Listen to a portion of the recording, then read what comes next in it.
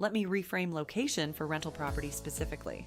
You are not buying a home for yourself. You are buying a home for your tenant. And what your tenant needs from their location may be very different from what you'd want in yours. Your tenant needs to get to work affordably and reliably. They need to be able to access the services their family uses, schools if they have kids, healthcare, groceries. They need to feel safe in their neighborhood, and they need those things to be consistently available, so they stay. High tenant turnover is expensive. Every time a tenant leaves, you face potential vacancy, re-tenanting costs, potential cleaning and repairs. Investing in a location that serves your target tenant profile well means lower turnover, longer tenancies, and more stable cash flow. Now let's turn to transit. In Metro Vancouver, for example, proximity to SkyTrain matters. Properties within a 10-minute walk of a SkyTrain station consistently rent faster, at higher rates, and with lower vacancy than comparable properties further away. Here's the opportunity. The SkyTrain network is expanding. Areas that are currently not transit adjacent but will be in 3 to 5 years are worth paying attention to. Buying ahead of infrastructure completion before the transit premium is fully priced into the market is one of the most reliable appreciation strategies I've seen work consistently in BC.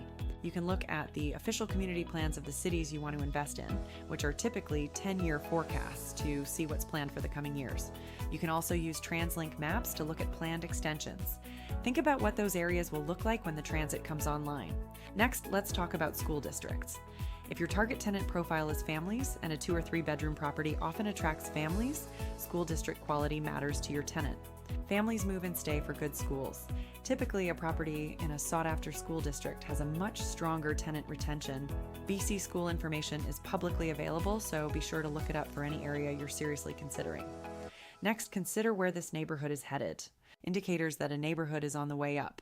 Look for new independent coffee shops and restaurants, as well as renovation activity in the housing stock. You can see it while driving around.